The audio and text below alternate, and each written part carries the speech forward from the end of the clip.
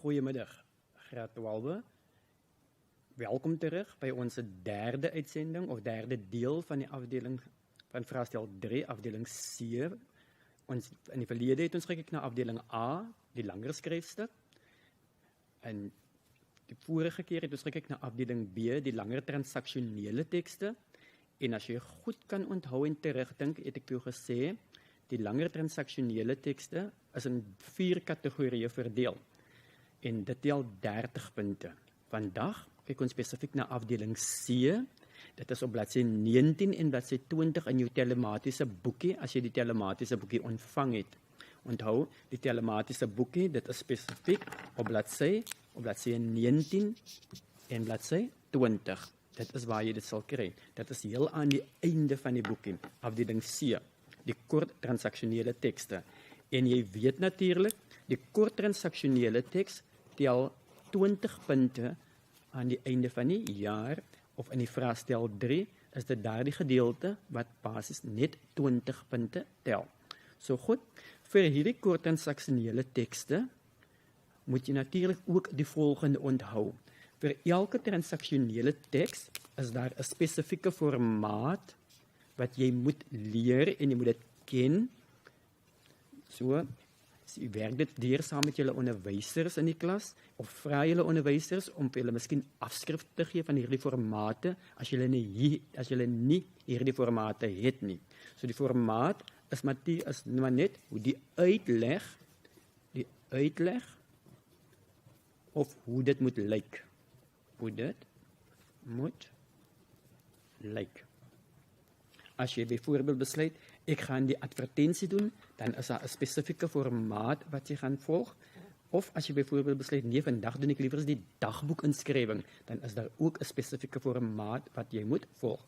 En saam met die formaat is dan natuurlik ook die styl. Die styl hang gewoonlik af van die instruksie wat vir ons gegee word. So die styl van ons skryfstukkie, gewoonlik kan dit wees formeel, of dit kan wees informeel. Formeel of informeel, afhangende van wie of wat ons tekengroep is. Die tekengroep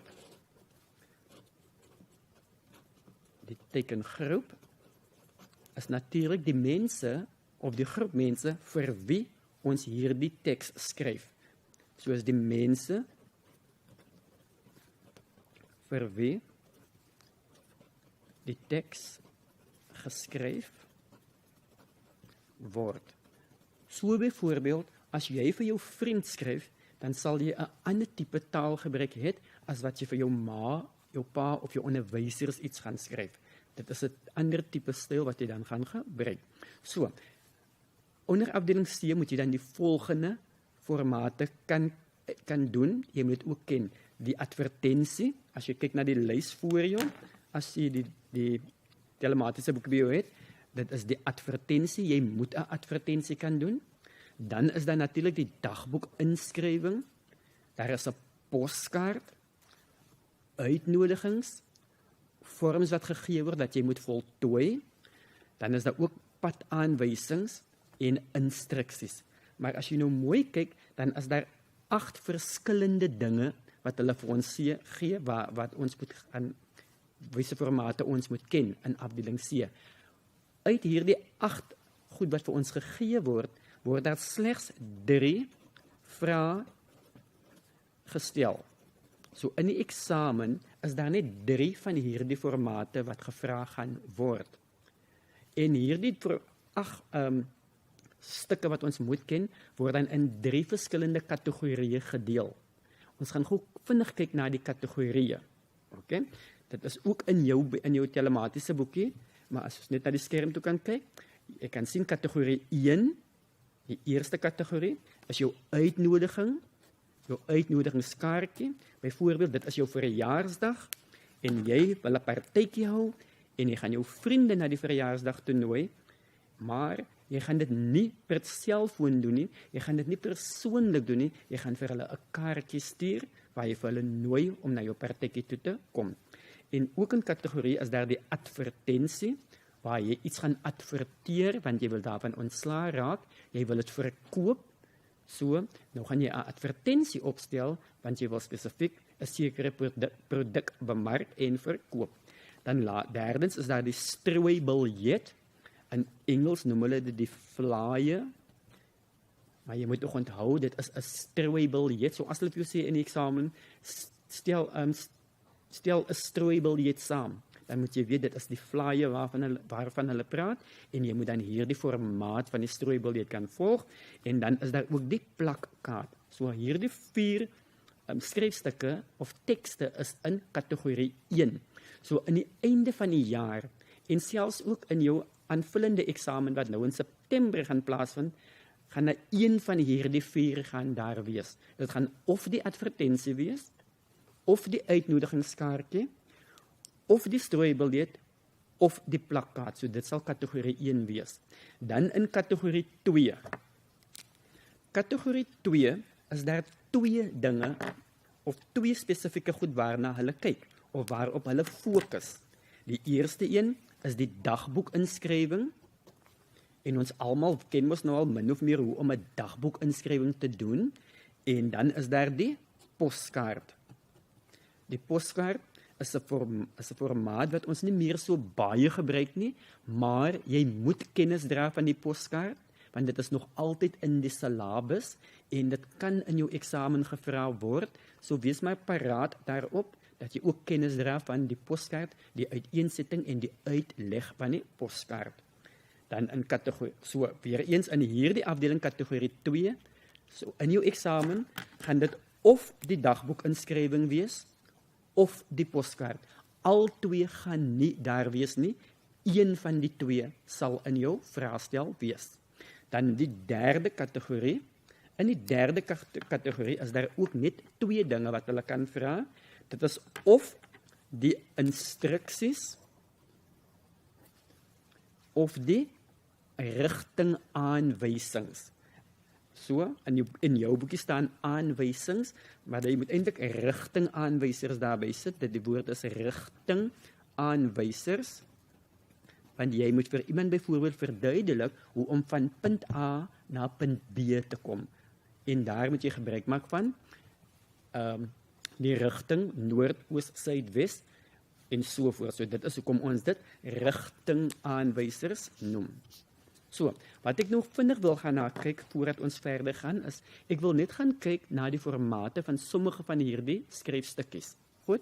So, wat ons dan gaan doen, wat jy ook voordat ons daarmee begin, onthou tog die vereiste lengte vir afdeling C is 80 tot 100 woorde.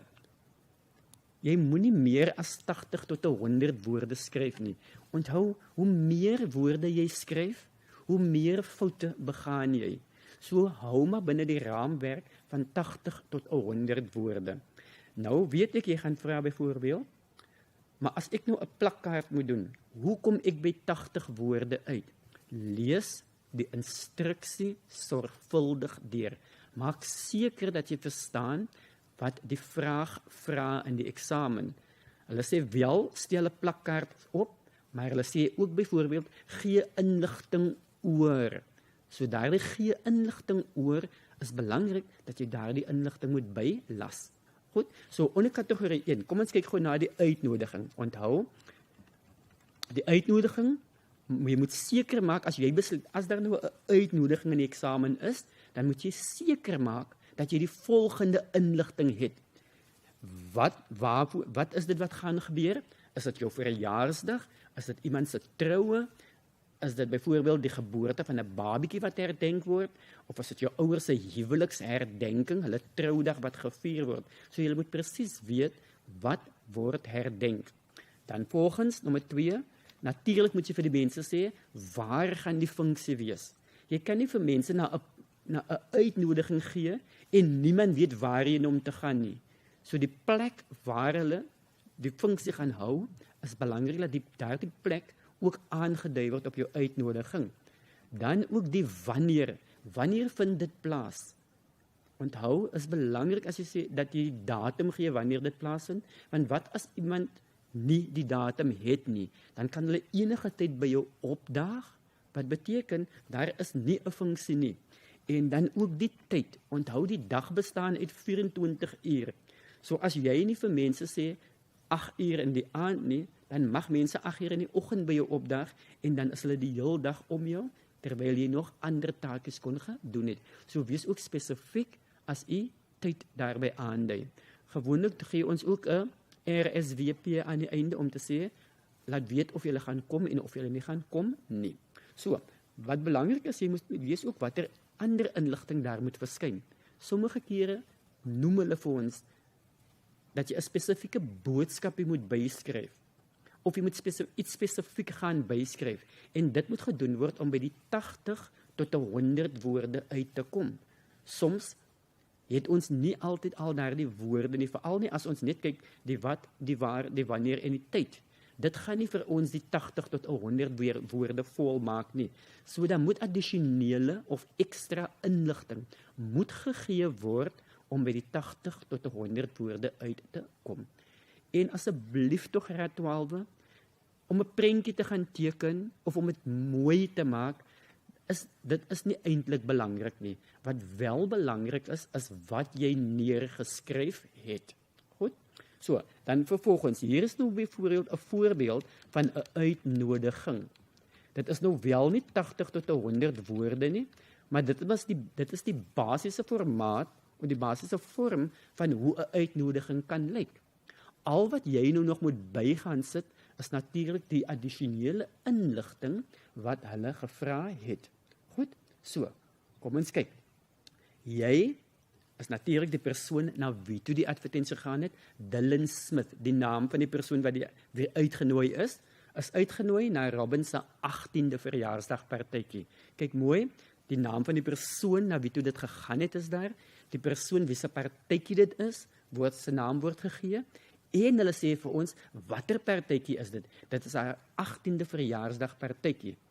En dit word op Saterdag 6 Augustus 2018 gehou. So kyk mooi, die dag word vir ons gegee en die datum word vir ons gegee, Saterdag 6 Augustus. En dan sê hulle ook hoe laat gaan hierdie partytjie plaasvind.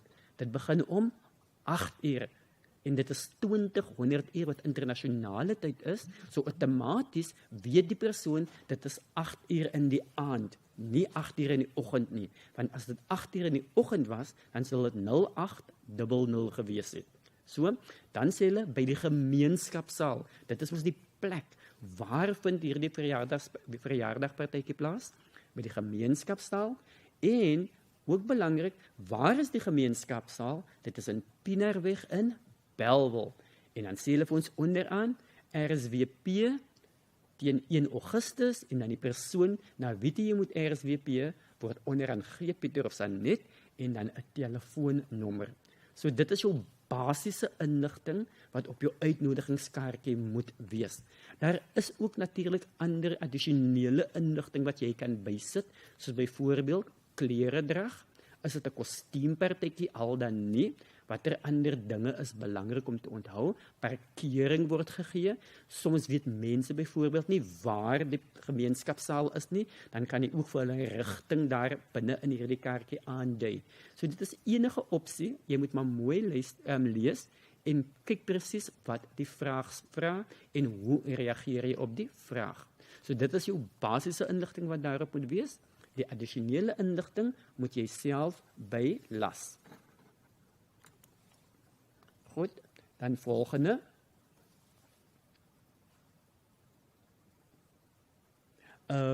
Ek sien hier is 'n vraag van ene Kiesje. Die nommers gewoonlik wat ons aanvaar is die nommers van 1 tot almal onder 10 kan jy maar uitskryf en daarna kan jy maar die getal in woorde uitskryf. Ja, so onthou maar. Onder 10 vanaf 1 tot 10 skryf jy die getal uit 1 2 3 4 5 6 7 8 9 10. Meer as dit, dan kan jy die getal self skryf. Goed. Dan volgende, die advertensie.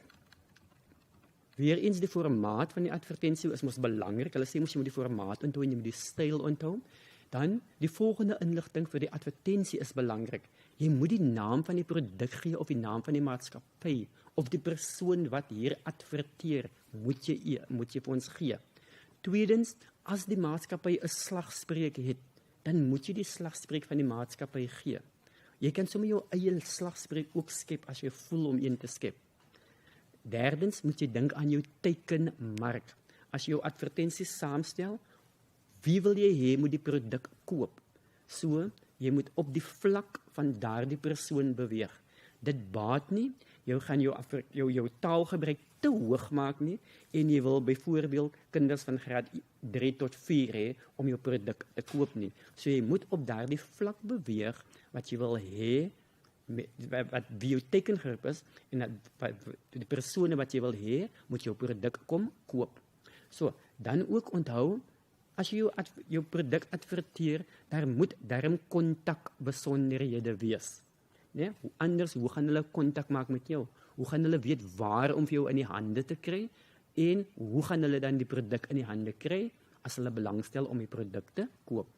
En dan laastens, onthou altyd die ABBA beginsel. In bedryfsekonomie praat hulle ook van die ABBA beginsel. Die Engelse akroniem wat hulle gebruik is die AIDA principle, die AIDA principle. So onthou, dit is die ABBA beginsel. Dit moet die aandag van die leser trek, dit moet die begeerte by die leser skep om dit te gaan koop, die belangstelling moet gewerf word, en dan die aksie moet daar wees, aksie om die produk te gaan koop. So as jy jou advertensies saamstel, kyk elke keer of dit voldoen aan die ABBA beginsel. Trek dit mense se aandag. Gaan dit die begeerte by mense skep om die produkte kom koop. Sal ek tot aksie oorgaan? Wat beteken, sal ek gaan om hierdie produkte gaan koop? Goed? So, hier is nou byvoorbeeld 'n voorbeeld van 'n advertensie wat een van my leerders geskryf het.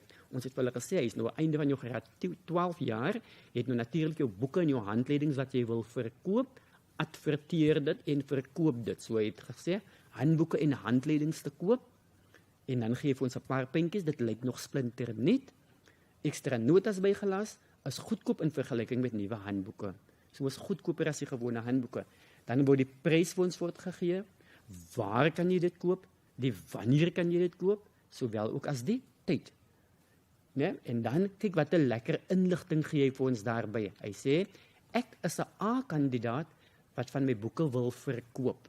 So outomaties, deur te sê hy is 'n A-kandidaat, sê dit vir ons, hy doen goed in die eksamen. So almal of enigeen sal daardie notas van hierdie persoon wil hê.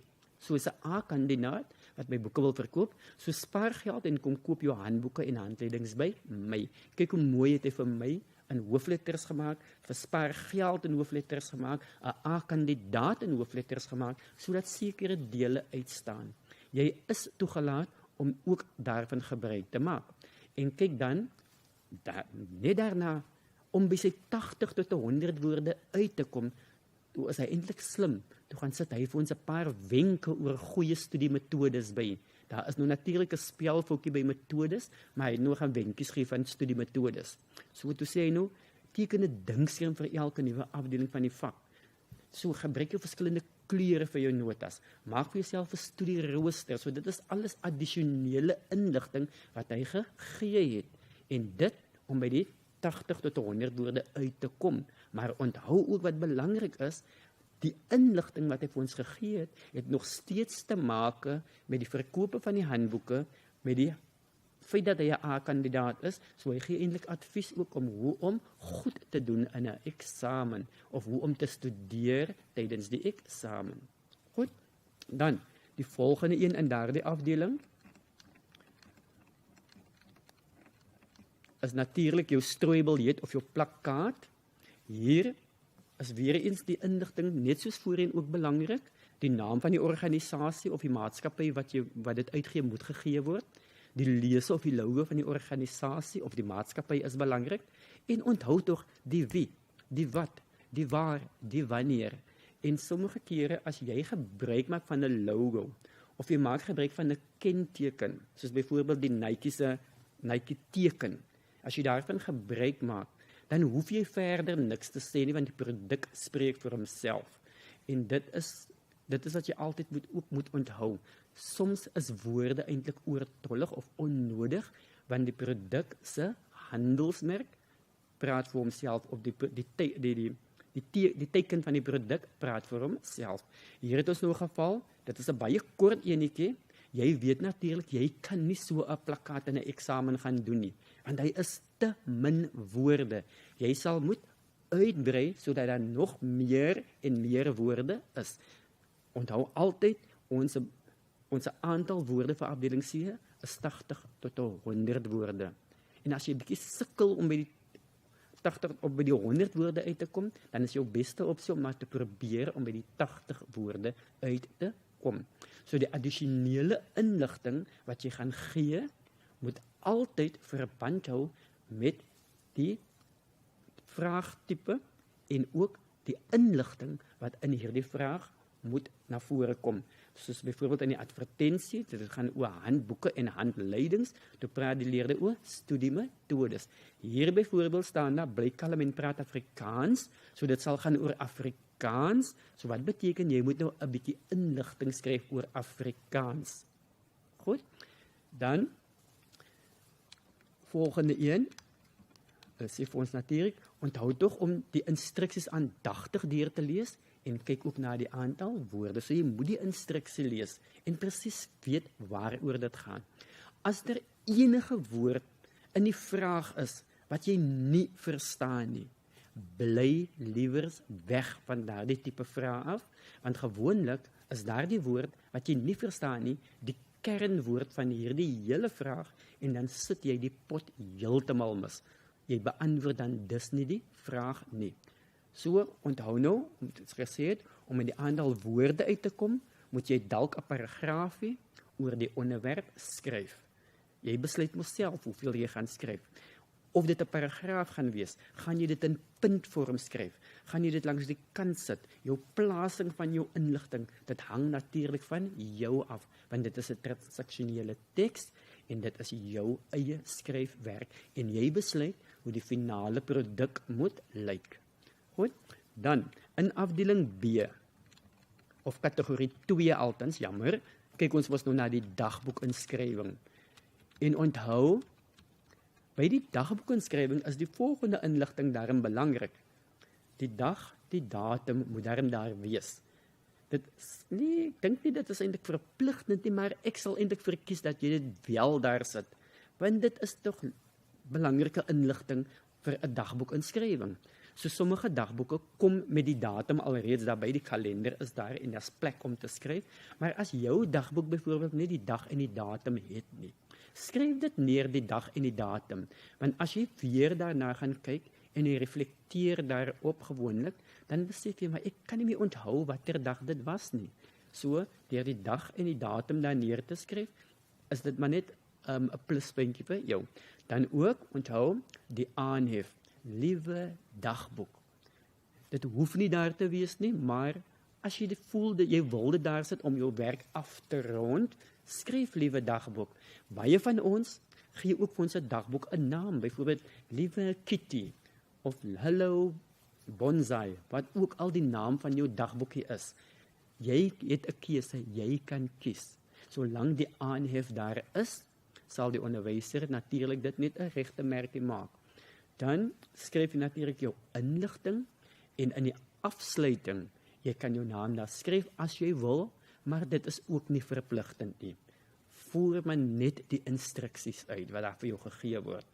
So, onthou, belangrik vir die dagboekinskrywing, deesdae sien ek, is die tendens om 2 dae se inskrywings te vra, so jy moet dag 1 skryf en jy moet dag 2 se inligting skryf, wat beteken dis oor 2 dae moet jy skryf. Dan, jy moet seker maak dat jy 2 inskrywings het as dit gevra word. So as die instruksies sê, gee 2 inskrywings, dan moet daar 2 inskrywings wees. Jy kan nie 1 inskrywing gaan doen nie, want hulle vra vir jou 2 verskillende inskrywings. Goed? Dan, onthou in totaal, moet daar die 2 inskrywings saam vir jou tussen 80 tot 100 woorde gee. Nie die 1 inskrywing is 80 tot 100 woorde en die volgende inskrywing is 80 tot 100 woorde nie. In totaal moet hulle 2 vir jou 80 tot 100 woorde gee. as jy 5 woorde in die eerste inskrywing wil hê en 95 woorde in die tweede inskrywing, dit is ook goed so. Maar onthou, jy moet lees wat die instruksies sê. Ons gaan net nog aan ons kyk na die tipe vraag en hoe hulle spesifiek die dagboekse vraag vra. Goed? So, dan weer eens, die aantal woorde het ons gesê, moet ons nou tussen 80 tot 100 woorde wees. Hier nu weer is 'n voorbeeld, net so 'n idee van hoe die dagboek gaan lyk. Die dag is maandag, die datum is 6 Augustus 2018 en die tyd is 22 uur. En dan die aanhef, liewe dagboek, en dan begin jy sommer onmiddellik daarna. Ek is smoorkwaad. Ja, ek kan slange vang. Nou, die tendens deesdae is ons natuurlik as dit by die dagboek inskrywing kom, dan vra hulle hoe jy voel. So jy moet jou emosies kan beskryf. So vir jou, as jy byvoorbeeld voorberei vir die eksamen en jy dink daar gaan 'n dagboekie wees, leer sommer woorde wat jou gevoelens, jou emosies kan beskryf. Ek is baie kwaad. Dat is mos 'n intensiewe formatie. Ek is smoorkwaad. So, of ek is baie ontsteld. Ek is gespanne. Ek is baie ongelukkig. Ek is doodongelukkig of ek is dolgelukkig. So soek daar die woorde, kyk maar vir daardie woorde, want dit is daardie woorde wat tog help as jy jou dagboekinskrywing moet doen. En dan aan die einde natuurlik sit ons die persoon se naam. Verpligtend? Nee. Jy hoef nie jou naam daar te sit nie, maar as jy voel om jou naam daar te sit, dan mag jy dit ook doen. Goed? Dan die poskaart. Dit is die een wat ons deesdae nie meer so baie gebruik nie, maar dit is tog 'n formaat wat hulle nog in die eksamens vra, want dit is nog steeds deel van ons syllabus. So onthou, die poskaart is kort en vriendelik en informeel, want jy praat gewoonlik in die poskaart, praat jy met 'n familielid, met jou ma, met jou pa, met jou broer, met jou suster, of jy praat met 'n vriend of 'n vriendin. Dit is wie die poskaart wat ons doen. So die poskaart word gewoonlik gestuur, jy is met vakansie, dalk oor see, dalk in 'n ander stad, dalk in 'n ander provinsie, en jy wil vir iemand by die huis van jou ervaring vertel hier in hierdie stad, of in hierdie, of oor see. So dan stuur jy vir hulle 'n poskaartjie. En die poskaartjie se een kant het mos altyd so 'n mooi prentjie op van die plek waar jy is, en op die agterkant word hy so in 2 verdeel. Die een gedeelte is vir die adres en die ander gedeelte is vir die boodskapie wat jy vir die persoon wil stuur. Goed? So, onthou, daar is beperkte spasie, so jy moet net genoeg inligting skryf. Moenie te veel inligting skryf nie. Skryf net genoeg inligting. Jou 80 tot 100 woorde is jou leiding. So, as jy by 80 woorde dryf, dan is dit meer as genoeg. Jy hoef nie ekstra inligting by te sit nie. Dan, daar's geen vaste patroon vir spasiering nie. So, jy kan jou paragrawe skryf soos jy wil. Jy kan dit skryf soos jy wil. As jy dit in puntvorm wil skryf, dit is ook piekfyn. Enige formaat, maar daar is nie rigiede reëls rakende die spasiering van jou paragrawe in die poskaart nie.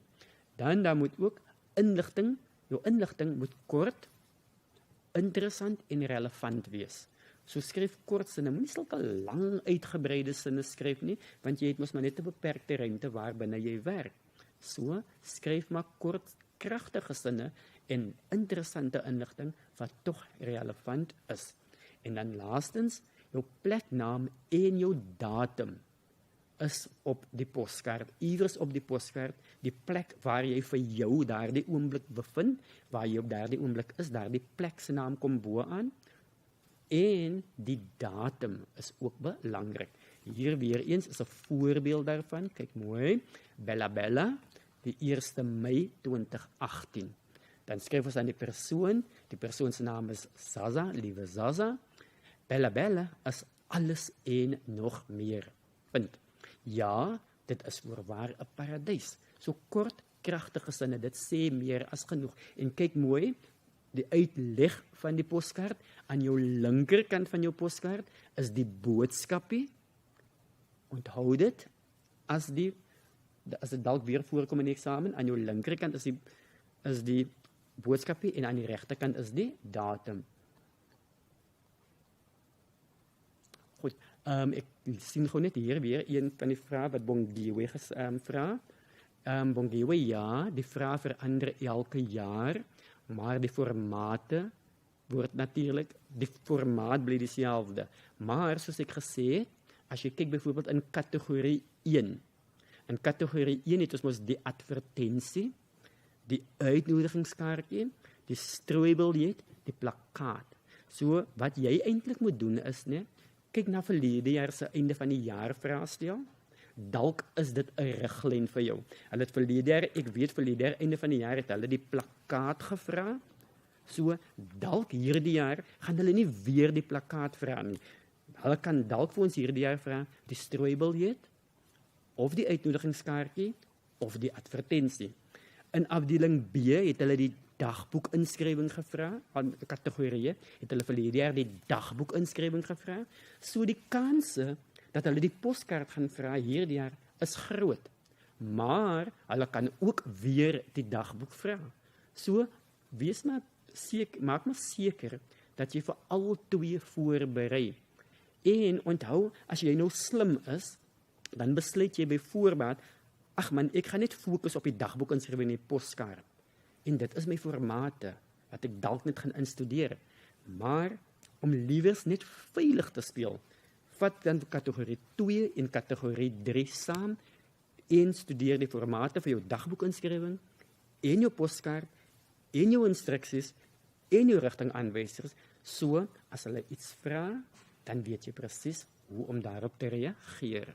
So onthou, ja, dit verander elke jaar, dit bly nie dieselfde nie, maar soms krop dit weer op, soms kom dit weer na vore. Dieselfde formate met 'n ander tema of 'n ander onderwerp. Goed? Ek sien hier Celine, dit is nie nodig om dit te teken nie. As jy wil jou dagboekinskrywing teken dit is ook piekfyn, dit is nie 'n probleem nie. Onthou, die dagboekinskrywing is mos jou dagboek. En omdat dit 'n persoonlike dingetjie is, gaan jy nie elke keer afteken nie. Want dit is iets wat jy vir jouself wil. Jy wil nie hê ander mense moet jou dagboekie sien nie. So jy gaan nie elke keer afteken nie. So dit is nie nodig vir 'n handtekening nie, maar as jy dit daar wil sit, is dit ook nie die einde van die wêreld nie. Jy mag dit daar sit as jy wil. Goed? Dan volgende. En onthou, ek wil gewoon net weer kyk na die adres van die poskaart. Onthou, ons moet mos weet na wie toe hierdie poskaart moet gaan. OK? Dit gaan na mevrou Z Fourie toe byvoorbeeld. So, en dan 'n adres, onthou Skoolstraat 1, onthou die nommer kom na die straatnaam, dan die plek is Kaapstad en dan die kode is 8000. So onthou, moet nou nie foute gaan maak aan die adres ook nie. Want elke fout wat jy maak, beïnvloed mos die punt wat jy gaan kry aan die einde van die dag. Goed.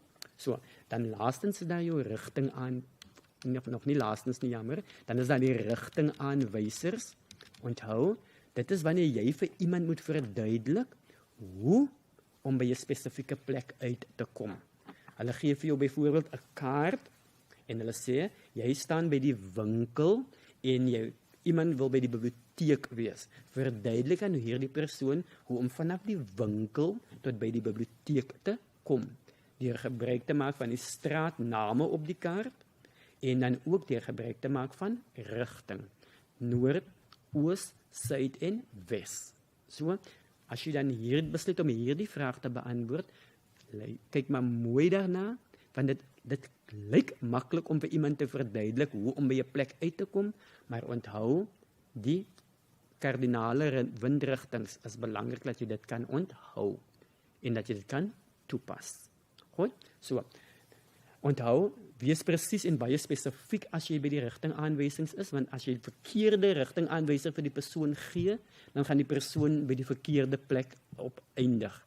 Jy kan byvoorbeeld nie vir die persoon sê, hy moet Kaapstad toe gaan, maar jy stuur vir hom via Johannesburg nie. Hy moet sê hy is in Bloemfontein, vanaf Bloemfontein moet hy direk na Kaapstad toe kom. Hy moet nie eers Johannesburg toe gaan en dan na Kaapstad toe kom nie. So die kortste moontlike roete moet aan die persoon verduidelik word. Goed? Dan, dit moet in volgorde wees. anders verdwaal die persoon. Jy moet dit van punt tot punt, en van die een hoek tot die volgende hoek, van die een straat na die volgende straat toe. Dit moet in kronologiese volgorde wees. Anders gaan die persoon verdwaal. Die persoon gaan nie by die plek uitkom waarin die persoon veronderstel is om te gaan nie. En dan derdens, hou dit kort en kragtig. Kort sinnetjies, moenie te lang sinne skryf nie. Van die oomblik as jy lang sinne begin skryf, dan maak jy onnodige foute. So skryf kort sinne. So, voorbeeld daarvan. Hier is nou byvoorbeeld 'n voorbeeld van hoe om vanaf punt A, vanaf die skool tot by die polisiestasie te kom. So die eerste ding wat ek sê, die skool is in Pienaarstraat. Punt. So dit is 'n stelling. So volgende, draai regs as jy by die skool uitry. So die persoon staan op die skoolgrond, so die persoon ry uit by die skoolgrond. So nou sê ek vir hom, draai regs as jy by die skool uitry. Ry tot by die sirkel. So aan die voorkant, so daar is natuurlik ook bakens in die dorp of in die area wat ek vir die persoon gee. Ry tot by die sirkel en neem die eerste uitgang aan jou linkerkant. So by die sirkel, die eerste uitgang wat jy kry, draai links. Jy is nou in Zastronlaan. Kan jy sien wat ek doen? Ek sê presies vir die persoon waar die persoon hom of haar nou bevind, sodat die persoon nie verdwaal nie. Die persoon gaan mos nou kyk op die straatnaam, is die straat se naam Zastronlaan. Dit is Zastronlaan, so ek is nog op die regte pad.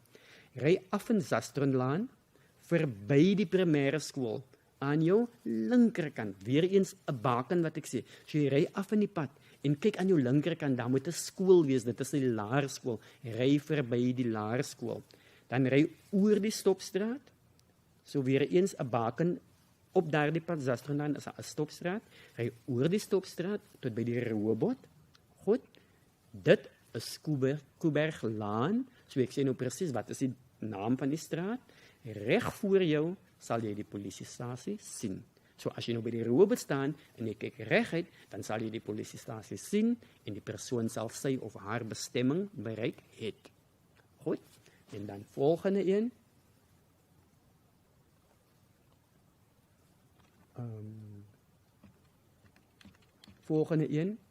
Vir die rigtingaanwysing, dit hoef nie punsgewys te wees nie. As jy voel om dit punsgewys te maak, onder mekaar te skryf, dit is ook goed so.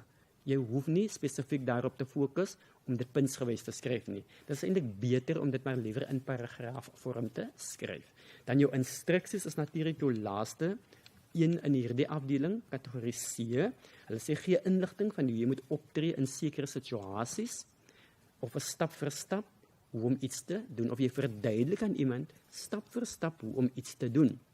Belangrik hier om te onthou, dit is nou nie verpligtend nie, maar dit maak net die leeswerk en die merkwerk soveel makliker. Nommer 1 sê, laat die reël oop na elke instruksie wat jy gee. Onthou tog dit, dat jy 'n reël moet ooplaat na elke instruksie wat jy moet gee. En moenie vergeet nie, instruksies, gewoonlik begin dit met 'n werkwoord, en dit eindig met 'n enige sin, eindig ons met 'n punt. Nou wat leerders gewoonlik doen, hulle is so vasgevang in waarmee hulle besig is, hulle vergeet om die punte aan die einde van hulle sinne te sit. So maak maar seker as jy klaar is, dat jy net weer daarna gaan kyk. So onthou, ons sê elke sin begin met 'n werkwoord, of jy kan ook begin met jy moet, jy kan, jy mag. Goed, so, ek gaan na hierdie voorbeeld hier.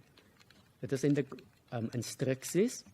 Hoewel daar bo wenke staan, is dit eintlik instruksies. Dit sê die instruksies, moenie 'n drankie, dit is nou natuurlik, by ons, as die matriekbal een van die dae, en ek het vir die kinders, vir die graad 12, toe sê ek vir die graad 12, goed, ek weet mos nou, julle gaan 'n napartytjie het, die Engelse afterparty, en die napartytjie is by een van die diskoteke, een van die clubs, en toe sê ek vir hulle, goed, julle gaan mos almal na die klub toe, so gee vir jou vriend wenkies, of instruksies, of oor hoe om veilig te wees, as hy of sy in die klub is.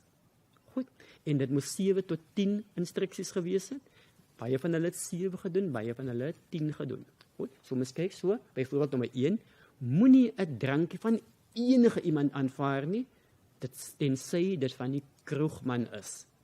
So, as daar 'n wildvreemde man na jou toe kom met 'n drankie, obviously, natuurlik, kom die wildvreemde man na jou toe met 'n drankie, sê nee, dankie, ek wil nie hê nie, moet dit nie aanvaar nie, want jy weet nie wat hy daarin gegooi het nie. Goed, tweede een, maak seker dat waardevolle items nie sigbaar is nie, soos jou selfoon en jou beursie, moet nie sigbaar wees nie, want soms skep dit die ideale geleentheid vir misdaad. Dan wil mense jou besteel of jou beroof, en in die proses kan jy seer kry. Dan punt nommer 3 byvoorbeeld, jy moet verantwoordelik wees en seker maak dat jy nie oorboord met drank gaan nie. Jy is mos daar nou al jong volwassene, so as jy dan gaan drink, wees verantwoordelik vir wat jy doen, vir wat jy drink en vir hoeveel jy gaan drink. Goed, so wat ons nou gaan doen, nou wil ek gou net teruggaan en ons gaan kyk na die voorbeelde van eksamenonderwerpe. So, dit is weer eens op bladsy 20 in jou telematiese boekie.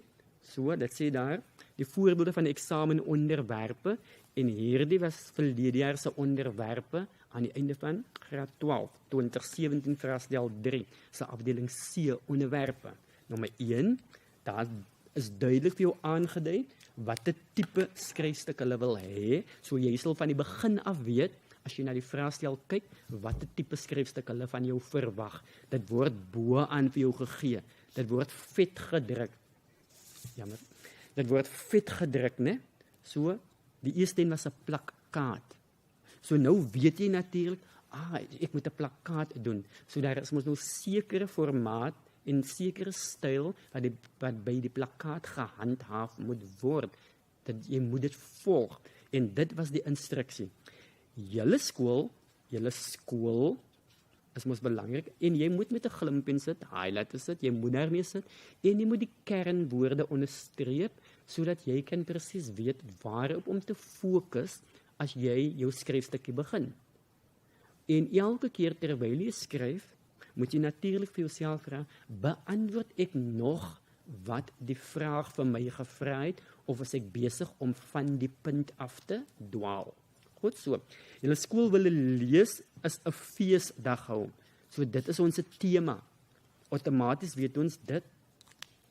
Lees is 'n fees, dit was ons tema. Dit is waaroor die plakkaat moet gaan.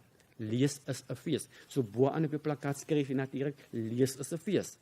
Dag hou die doel van hierdie dag, dan sê hulle die doel. Hoekom wil ons hierdie dag hê? Die doel van hierdie dag is om leerders aan te moedig om meer te lees.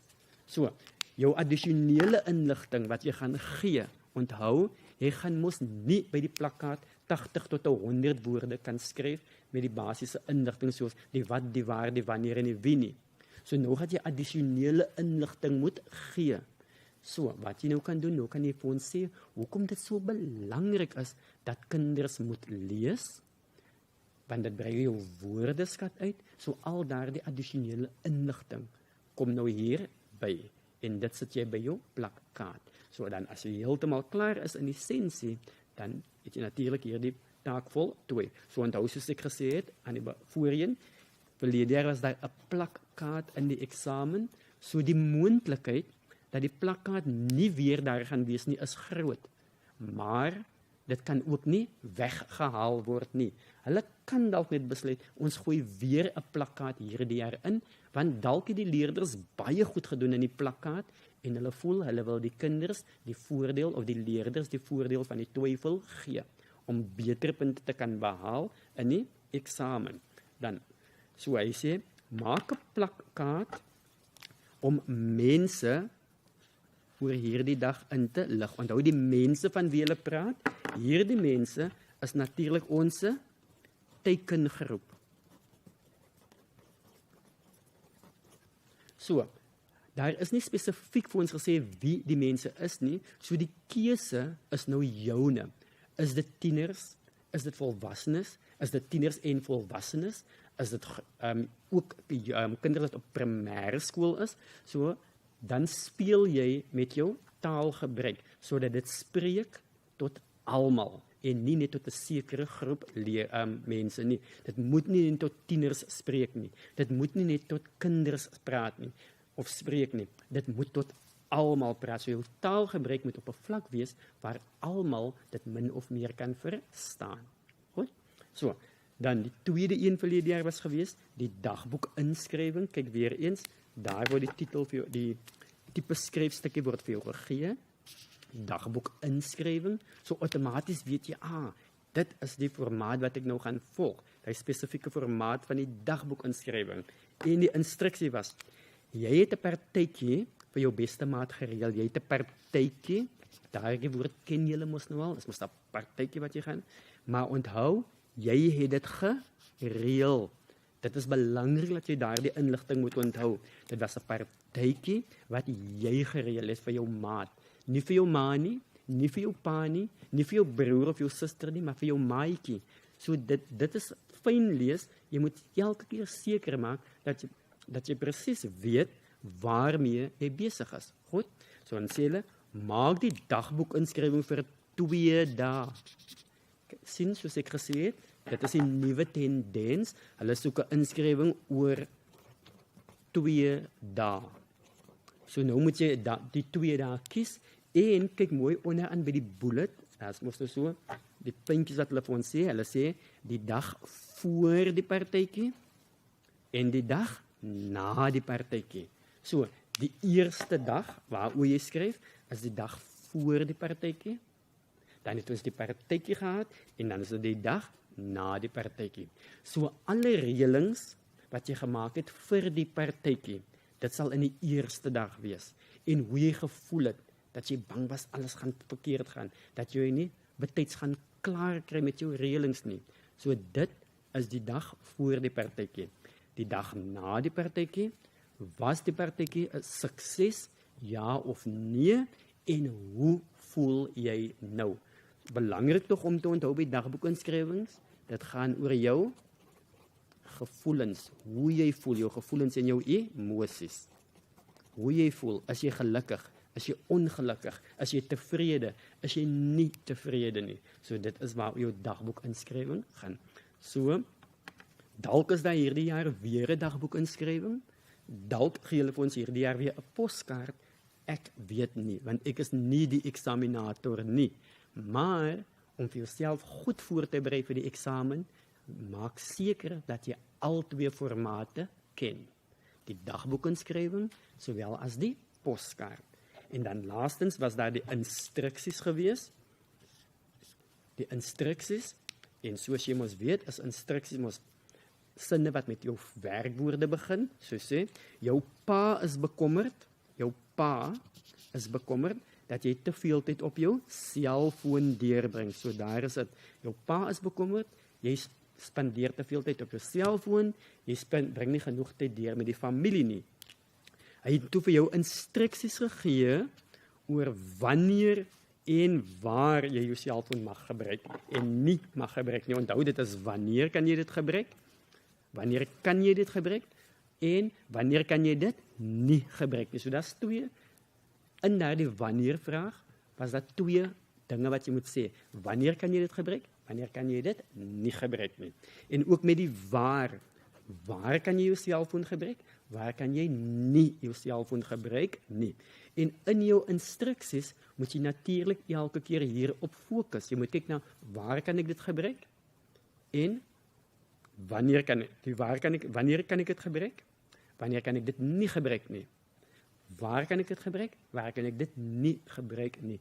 En onthou ook saam met die instruksie, as jy jou instruksie gegee het, om lyf aan jou instruksies te gee, moet jy soms ook by sommige van die punte verduidelik, hoekom mag jy dit nie doen nie? Byvoorbeeld, jy mag nie jou foon om die eettafel het nie, want dit is familietyd. Dit is tyd wanneer ons met mekaar gaan praat. So dit is die lyf wat jy by die instruksie gee. So kyk maak maar seker dat jy weet waaroor dit gaan, veral die instruksie. Wees seker waaroor die instruksie gaan en bou daarop uit. Goed, dan, net so ten laastens, 'n paar praktiese wenke vir vraagstel 3. Dit is maar dingetjies wat algemeen voorkom, waarna jy kan kyk. En dit is lekker onderaan bladsy 20 vir jou gegee. Nommer 1, lees die instruksies baie goed deur. Jy moet die instruksies verstaan, sodat jy weet waaroor dit gaan, waaroor jy moet skryf. Want soms wat leerders doen, hulle sien net een woord, en dan dink hulle, dit is wat hulle moet doen, en dan gaan doen hulle dit. Maar hulle lees nie die res van die vraag nie. So wat beteken, die res van die vraag, wat eintlik belangrik is, het hulle dan heeltemal verloor. Dan ook geen Engelse woorde nie. Al wat ons doen in die eksamen, as jy 'n Engelse woord geskryf het, dan maak ons so 'n kruisie oor die Engelse woord en ons lees nie daardie woord nie. Wat beteken, jou sinne maak dan nie sin nie. Goed? Asseblief tog onthou, moenie in hoofletters skryf nie. Jy kan nie net in hoofletters skryf nie, want dit is 'n skryfstukkie. Jy moet hoofletters en kleinletters gebruik. Dan korter sinne en skryf kort in sinne, want lang sinne is mos moeilik om te lees en jy begaan onnodige foute. Dan laastens daar, begin met die finale poging bo aan 'n bladsy. Onthou, die skryfproses is mos, jy gaan mos deur 'n proses. 'n Dinkskrim, 'n eerste poging en 'n finale poging. So as jy jou eerste poging gehad het, trek 'n streep daardeur met 'n potlood, begin op 'n nuwe bladsy. Jou boek waarin jy skryf is dik genoeg. Begin op 'n nuwe bladsy, bo-aan op 'n nuwe bladsy en sê bo-aan finale poging. En dan doen jy jou finale poging. So, dan onthou ook om duidelik aan te dui watter vraag jy doen, of watter vraag jy gekies het in die eksamen. Want dit help gewoonlik om die gedagte van die nasiener ook te fokus, om te weet waaroor jy as leerder gaan skryf. Goed, so. Die een punt heel aan die einde is daar net 'n puntjie wat ek ook toch net onder julle aandag wil bring. Moenie die vereiste lengtes oorskry nie. Moenie te veel skryf nie, want as jy te veel skryf, maak jy nog foute en dan raak jou punte al swakker en swakker en swakker. Skryf liewer die presiese aantal woorde. As jy opstel sê 250 woorde, stop by 250 woorde of skryf net 250 woorde. Afdeling B, 120 tot 150 woorde, 120 woorde is jou stop. Afdeling C, 80 tot 100 woorde, 80 woorde is jou stop as jy sukkel om Afrikaans te skryf. Maar as jy gemaklik is met die taal, skryf tot aan die hoogste getal moontlik, byvoorbeeld die 300, die 150 en die 100. Goed, baie dankie dan weer eens. Ek hoop dit het vir julle gehelp en ek wil vir julle sterkte toewens vir die aanvullende eksamen en ook vir die finale eksamen. Onthou, ek is maar net 'n telefoonoproep weg of 'n e-posie weg. As jy nou werklik met my in kontak wil kom, stuur my 'n e-posie na die telematiese sentrum toe. Ek dink tog hulle sal vir my in die hande kan kry en met my kontak kan maak sodat ek met jou in verbinding kan tree indien jy nog enige ander probleme het. So weer eens, alles van die beste vir die res van die jaar vorentoe en fokus op jou akademie en onthou, dit is nie so moeilik nie. Niks is moeilik nie. Dit hang maar net af van hoeveel ek insit om die beste resultate daaruit te kry. Baie dankie en alles van die beste. Totsiens.